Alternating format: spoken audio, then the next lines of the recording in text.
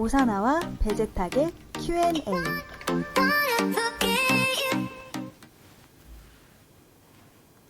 안녕하세요. 오사나와 베제탁의 Q&A 시작해 보겠습니다.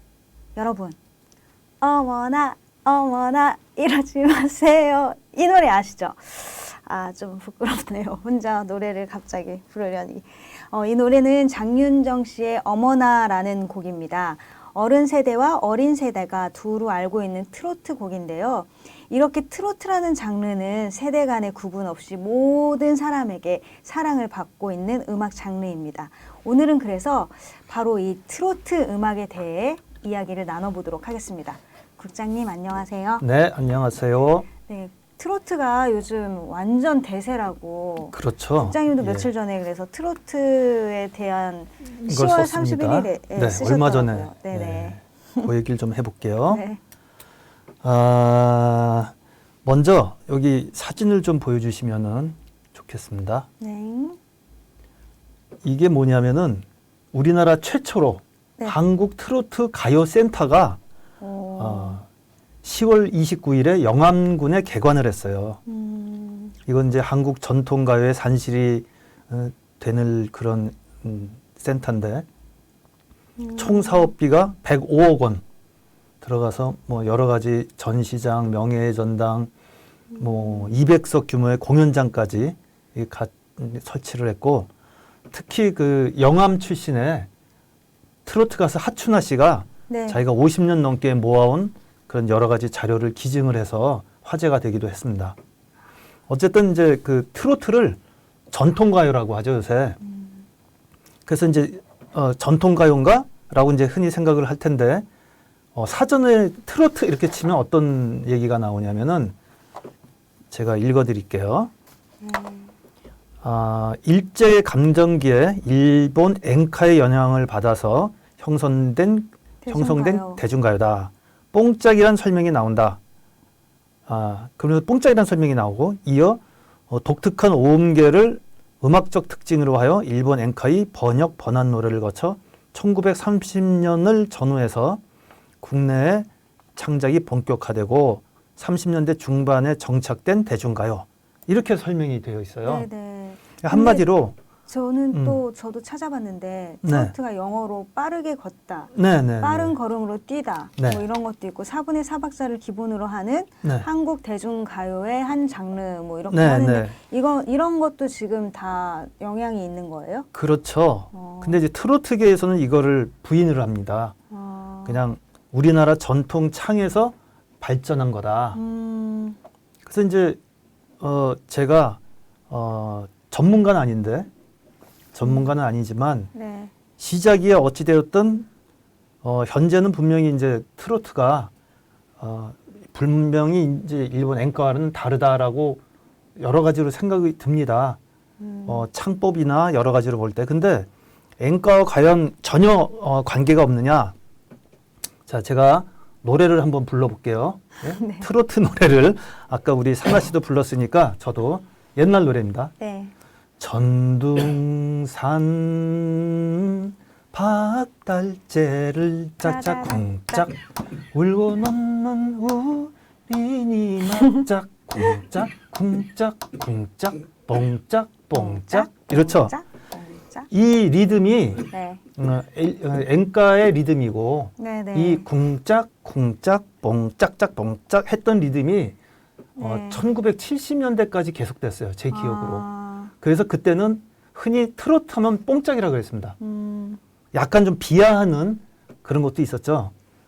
근데 네, 트로트도 근데 옛날하고 많이 바뀌지 바뀌었죠. 않았나요? 이제 제가 네. 그 얘기를 하려고 그러는 건데, 옛날에는 엔카의 영향을 받아서인지 어쩐지 몰라도 트로트는 다 우울했어요.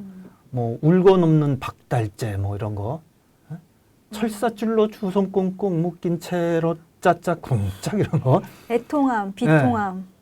그 리듬이나 그 아주 구성지고 슬픈 그게 트로트다 이렇게 생각을 했는데, 여기서 이제 획기적인 사건이 일어납니다. 제가 아까도 말씀드렸지만 제가 음악 전문가는 아니고 그냥 제 생각으로 말씀드리는 겁니다. 네. 아주 획기적인 가수가 나오는데 그게 누구냐면 나훈아입니다. 나훈아 씨가 우리나라에서 어떻게 보면은 그 전통 창법을 도입을 하신 분이에요. 뭐냐면 꺾기라고 아시죠? 트로트 하면 꺾기잖아요. 돌담길 돌아보며 막 이런 거 있잖아요. 이게 이제 꺾기예요. 근데 이거를 도입하신 분이 나훈아예요. 그래서 나훈아 씨가 처음에 나왔을 적에는 야, 이거는 정말 신선하고 참신하다 해서 그 당시에는 최신 유행 창법이었어요. 좀 이상하죠? 그때 그게 네. 최신 유행 창법이라는 게. 네. 근데 그 꺾기라는 게 우리나라 전통 창법에서 나온 거예요. 아, 옛날 창 막 이런 창 보면 거에서. 옛날에 그 다 꺾잖아요. 네.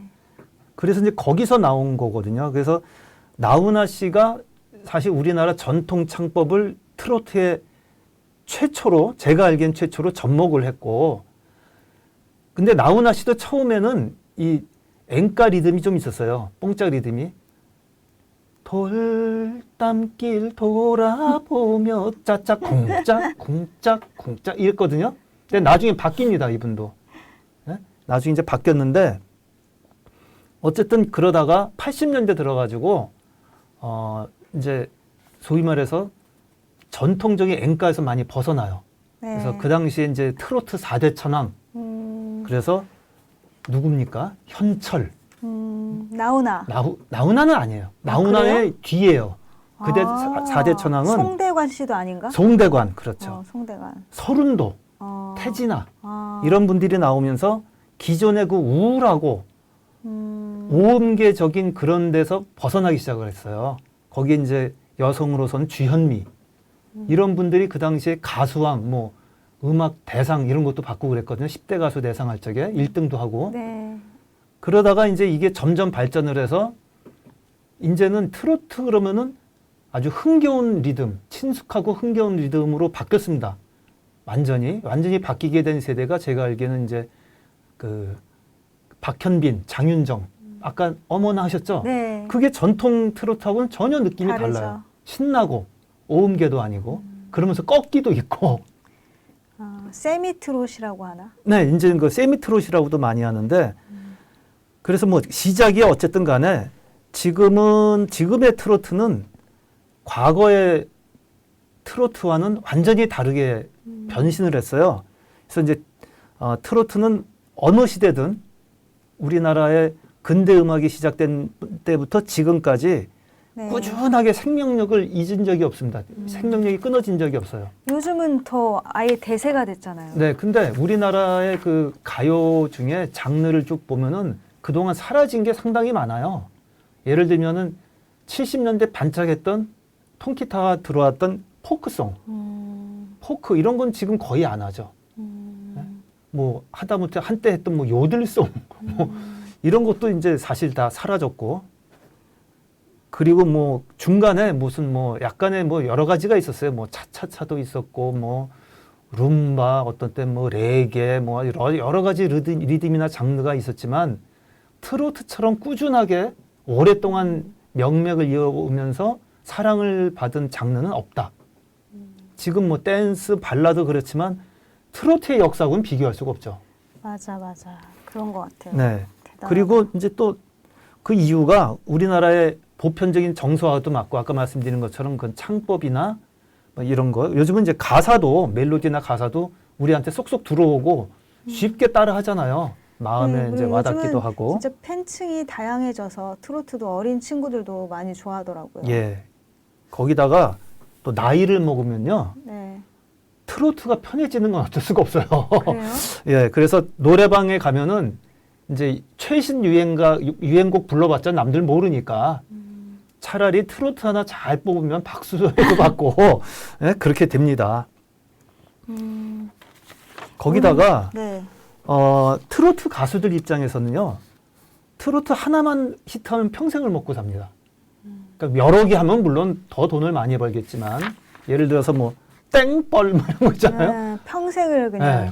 그분은 어디 가나 땡벌 이거 하나 갖고도 어디 가나 먹고 살아요. 그러니까 트로트 가수 입장에서도 엄청 좋은 거죠. 하나만 히트하면 나는 먹고 산다. 응? 그리고 저는 네. 트로트를 잘 몰라가지고 네. 사실은 트로트를 진짜 잘 몰라요. 그렇게 좋아하는 장르가 개인적으로는 또 아니기도 했고 관심이 없었는데 요즘 막 프로도 되게 많고 네. 그리고 다들 트로트에 대해 관심도 많고 팬들도 점점 연령층도 다양해지고 네. 그래가지고 오늘 또 이걸 한다고 해서 트로트 송가인 씨라고 굉장히 유명하시더라고요. 아, 유명하죠. 그래가지고 어제 한번 들어봤는데 11월 4일 날 새 앨범이 나오셨어요. 아직은 뭐 홍보하는 건 아니지만 그래서 들어봤는데 그럼 전 나이를 더 먹어야 될까요? 저는 왠지 트로트가 왜 그렇게 좀 뭔가 이렇게 낯선 뭔가 이래 그런 게 잘 없는 것 같아요. 나이를 좀 덜 드셨나 봐요. 젊어서 그런가 봐요. 젊은 시절에는 트로트 안 좋아하셨어요? 젊은 시절에 뭐 그렇게 뭐 안 좋아하고 그런 건 없었어요. 막 팝 듣고 그러셨나? 국장님 세대 때? 당연히 팝을 들었는데 우리나라 노래가 그렇게 다양하지가 않아서 제가 아까 말씀드렸잖아요. 트롯 가수가 80년대 말 90년대 초 이때만 해도 뭐 10대 가수 가요제 해가지고 할 때 1등도 하고 가수왕도 하고 해서 그 트로트 가수들이 전성기를 누렸었어요. 한때. 아까 제가 말씀드렸던 그 뭐 4대 천왕이니 주현미 뭐 이런 분들이. 그리고 송가인 씨 말씀을 하셨는데 네. 송가인 씨도 원래 국악을 배웠어요. 네, 맞아요. 그쵸? 그렇더라고요. 네, 국악을 전공했던 사람이라 창법이나 이런 게 국악에서 나오니까 더 많이 와닿는다라는 분들이 있습니다. 그래서 어쨌든 요즘은 이제 정통 트롯보다는 흥겨운 세미 트롯이 주류로 자리를 잡게 됐는데 거기다가 이제 최근에 무슨 미스 트롯 뭐 이런 거 프로그램 하면서 더 이제 인기가 맞아요. 많아졌잖아요. 맞아요. 그래서 이제 지금은 가장 인기 있는 장르이면서 가장 많은 넓은 연령대층이 좋아하는 다양한. 예, 네. 그러면서 편하게 즐기는 노래가 됐다. 그러면 이 과거의 음악이라고만 생각했던 트로트가 네. 사실은 미래형 음악이었네요. 그렇죠. 지금도 어디서나 이제 전국 어디서나 트롯 경연 대회가 열리고 있습니다. 그 경연 대회 가면 초등학생부터 뭐 연세 드신 분들까지 다양하게 출연을 하시는데 지금 방금 말씀하신 것처럼 이제 고령화 사회에 진입하잖아요. 네. 그럼 나이가 들수록 트롯에 조금씩 정감이 가는 거는 어쩔 수가 없어요. 그 복잡하고 막 익숙하지 않은 최신 음악을 들으려 그러면 힘들고 와닿지가 않거든요. 근데 트롯은 어쨌든 편안하니까. 그래서 앞으로 고령화 사회가 될 때는 트롯이 대세다. 네. 라고 말씀을 드리면서 네. 그런 이제 사회적 문화적 분위기에 맞춰서 트롯을 또 전공으로 가리키는 예술학교가 있잖아요. 네, 생겼습니다. 네. 네, 뭐 신문에는 N예술 실용 전문학교라고 했지만 깨놓고 얘기해서 우리 남해종 TV를 운영하는 우리 남해종 학교에 트롯 전공을 만들었는데 은근 또 여기서 홍보를 하시네요. 그 이건우 작사가라고 네, 아주 유명하신 유명하시죠. 분이죠. 예. 요즘 이제 MBC 놀면 뭐하니에서 유재석을 가르치시고 하는 분인데 이분이 이제 이쪽 책임 교수로 하면서 네. 학생들을 지도를 하기로 했어요. 네, 그래서 굉장히- 지금 벌써 네, 기대되고 있어요. 네, 고3 학생부터 시작해서 초등학생도 뭐 오고 트롯 가수를 희망하는 분이나 아니면 지금 트롯 가수인데 제대로 더 해봐야 되겠다. 음반을 좀 내고 싶다 하는 분까지 아주 뭐 전국에서 많이 몰려오고 있습니다. 알겠습니다. 그래서 네. 고령화 사회는 정말 이게 미래형 음악 장르인데 제가 이제 여기에 쓴 거는 뭐냐면은 그 아까 말씀하셨던 그 송가인 씨 출연료가 네. 1회에 3천만 원 이상이래요. 네, 깜짝 행사에 놀랐어요. 한번 나가시는데 와. 그래서 저는 젊은 학생들한테 묻고 싶은 게 다들 뭐 BTS에만 열광하지 말고 송가인한테 한번 도전해 볼 생각은 없느냐, 트롯에 도전해 볼 생각은 없느냐. 요즘 라는 걸 그런 한번 묻고 친구들도 싶어요. 많은 것 같아요. 근데 생각만큼은 좀 약해요. 그래요? 예. 그래도 그러니까 아직까지도 트롯 그러면은 젊은 사람들이 생각할 적에는 좀 나이 드신 예, 분들이 예, 좋아하는 그리고 뭔가 좀 고리타분하다? 뭐 이런 식으로 생각하는 것 같은데 저는 좀 그러지 말고 미래지향적으로 또 실용적으로 BTS로 성공하는 것보다 트롯 가수를 성공할 확률이 훨씬 높을 것 같아요. 그래서 드리는 말씀입니다. 알겠습니다. 네. 어쨌든 전통 음악에 가까운 이 트로트가 더 아름답게 성장하고 더 아름다운 모습으로 발전해서 많은 사람들에게 사랑을 받았으면 좋겠다는 생각을 하면서 다음 칼럼은 이 트로트처럼 사랑받지 못하는 약간 이건 좀 정치 얘기인데요. 네. 장관에 관한 대한민국 장관은 2류, 3류다. 뭐 이런 네. 칼럼을 쓰셨어요. 예. 그래서 우리나라는 장관이 되려면 인사청문회라는 것을 하는데요. 그것은 이 사람이 장관이 되기에 적합한 능력을 지니고 있는지 뭐 그런 걸 검증하는 겁니다. 그래서 더 정확하게 얘기를 하자면 대통령이 임명한 행정부의 고위 공직자의 자질과 능력을 국회에서 검증받는 제도라고 나와 있는데 맞죠, 국장님? 네, 맞습니다. 네. 그래서 근데 인사청문회가 장관이 되게 적합한 능력을 지니고 있는지를 알아보려고 하는 건데 뭔가 많이 변질된 그런 그늘에 대해서 한번 이야기해 보도록 하겠습니다. 예. 네, 국장님 네. 얘기해 주시죠. 네, 일단 조금만 읽겠습니다. 네. 23일, 10월 23일이죠. 지난달 23일에 인사청문회 제도 개선 토론회, 제목이 국회 현장의 목소리, 인사청문회 이대로는 안 된다. 이게 열렸습니다. 근데 여기 이제 자유한국당은 불참을 하고 다른 정당의 전 현직 원내대표들이 참석을 해서 주로 얘기했던 게 이제 도덕성 검증과 정책 검증을 분리하자. 이런 얘기를 했어요. 네. 이게 이제 나오게 된 이유는 사실 조국 장관 인사청문회가 가장 결정적이었다고 볼 수가 있습니다. 아들, 딸, 뭐 네, 친인척 뭐, 다 트집 뭐 잡고 그냥 다. 검찰 압수수색, 언론사 총공격. 네. 그러니까 근데 이게 보통 사람 멘탈로는 굉장히 감당하기가 너무 힘들 것 같아요. 힘들겠죠. 근데 이 인사청문회 그런 도덕성 검증은 전에부터 네. 얘기가 됐어요. 얘기가 많이 있었어요. 그리고 처음에 인사청문회 할 적에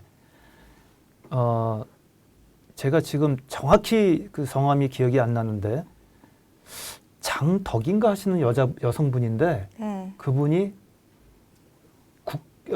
국무총리 여성으로서 이제 첫 국무총리를 하려고 이제 인사청문회를 했는데 인사청문회에서 막혀가지고 스스로 사퇴를 하고 낙마가 됐어요. 근데 그때 가장 큰 문제가 뭐였냐면은 위장 전입입니다. 지금은 위장 전입은 뭐 그냥 아무나 다 해. 근데 그때만 해도 그게 엄청난 이제 이슈를 가져왔고 그 뒤에도 도덕성 검증에 대해서 이제 문제가 계속 돼 있었죠. 네. 그래서 이제 요즘은 거의 윤리성 검증을 넘어서 거의 이제 신상 털기 맞아요. 내지는 망신 주기. 맞아요. 이게 무슨 청문회가 능력을 검증하기 위해서 뭐 물어보고 답하는 게 아니고 망신 주려고 막 맞아요. 소리를 지르고 어떤 때는. 그래서 다들 안 하려고 하는 거죠. 그렇죠. 그래서 홍영표 전 원내대표는 요즘은 장관을 하라고 하면 다 도망가는 세상이 됐다. 문재인 정부 들어서 장관을 해보시라 그러는데 27명이 못하겠다 그랬다. 최고 많은 거네요. 지금 역대. 네, 정부 그렇게 썼죠. 사상. 예. 바른정당의 김관영 전 원내대표는 능력 있는 사람이 사소한 도적 검증에 휘말리는 걸 보면서 예비 공직자 후보들이 망신당하지 말아야 할 텐데 하면서 안 하겠다.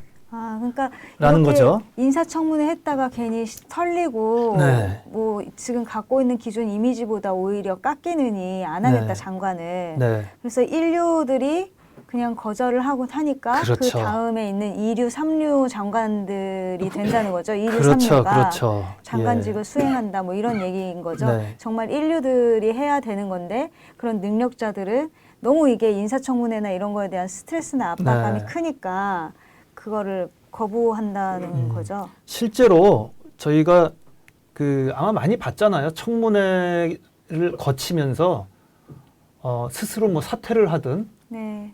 뭐 아니면 모양은 이제 스스로 사퇴지만 위에서 그만둬라 해가지고 그만뒀든 그러니까 인사청문회 나가서 망신은 다 당하고 망신은 당하는 대로 다 당하고 장관도 못 되고 사퇴하면 그 사람은 뭐가 되겠습니까? 그러니까 난 뭐 인사청문회 나가기 싫어서 장관직 안 할랜다. 정말 일을 잘할 것 같고 능력이 있는 분인데 그런 게 문제다라는 얘기죠. 근데 왜 이렇게 인사청문회가 변질이 됐을까요? 뭔가 망신주기 뭐 이런 식으로 능력보다 도덕성 검증도 물론 중요하지만 뭔가 너무 이 싸움 같은 분위기? 이게 여당이 그렇게 하진 않잖아요. 다 야당이 그렇게 물고 늘어지지 여당에서는 물고 늘어질 이유가 없죠. 그러니까 이게 인사청문회도 거의 정쟁화돼 간다. 이게 여당 잘 되는 꼴 보기 싫다. 뭐 이런 것도 있지 않은가 싶어요. 그래서 집권당에서 집권 정부가 추천하는 사람이 문제가 많다고 막 까야 그 정부에 문제가 있다. 그렇게 이제 연결이 된다고 생각을 하는 거죠. 네. 예, 그러니까 저 정부가 문제가 있다라는 걸 보이기 위해서 자꾸 이제 좀 윤리적인 도덕적인 걸 갖고서 문제를 삼는데. 그렇죠. 근데 완벽한 사람은 없으니까. 그렇죠. 예. 흠 없는 사람이 없는데 성인 군자만 다 장관을 해야 되는 건 아니라고 쓰신 것처럼 네. 성인 군자도 없잖아요. 사실 살면서 어떤 그러니까요. 사람이 네. 실수 한 번 안 하겠어요. 네. 근데 이렇게 흠집 하나 없는 인류를 임명을 할 것인가, 사소한 흠집도 하나 없는 이류나 삼류를 임명할 것인가를 놓고 본다면 국장님은 국가적으로 인류를 임명하는 게 맞다라고 말씀하셨어요. 흠집이 네. 좀 있더라도 능력 있는 사람을 원하신다는 거잖아요. 그렇죠. 네. 근데 네. 이게 이제 거기서 흠집이 물론 크면 안 되죠. 예, 흠집이 크면 안 되죠. 그래서 물론 조국 후보자 같은 경우가 이게 과연 인사청문회 때문에 문제가 됐느냐 안 되느냐 이런 거는 뭐 참 말하기가 좀 뭐한데 어쨌든 다른 경우를 봐도 네. 뭐 별것도 아닌 것 같고 그냥 막 문제를 삼고 호통을 치고 망신을 주고 근데 털려고 하면은 안 털리는 사람이 없을 텐데. 그렇죠. 뭐 거의 없겠죠. 그래서 조그만 흠집이 있더라도 인류가 하는 게 국가를 위해서 훨씬 더 이로운 일이 아닌가. 네. 만약에 지금 인사청문회 때문에 2류나 3류가 지금 장관을 한다라고 하면은 대한민국 전체로 볼 때 아주 큰 손해를 입고 있는 거거든요. 우리가 네, 알게 모르게. 네. 맞아요. 네, 그래서 털어서 먼지 안 나는 사람이 없다 이런 속담이 있잖아요. 네. 그래서 국익을 위해서는 사소한 먼지 털기보다는 좀 인류가 예, 장관을 능력을 했으면 좋겠다. 보고 판단하는 네. 인사청문회가 돼서 정말 실력 있는 인류가 장관을 해야 되지 않느냐 이런 알겠습니다. 생각입니다. 네, 물론 검증은 굉장히 중요합니다. 검증 중요하고 뭐 인품도 좋고 먼지 하나 없는 흠집 하나 없는 분이 인류라면 더욱 좋지만 어쨌든 장관이라는 직책의 수행 능력보다 주변인들의 윤리적 도덕성에만 막 집중을 해가지고 신상을 털어대고 이런 게 과연 긍정적인 결과를 가져오고 있는지 정말 저도 의문이 들고요.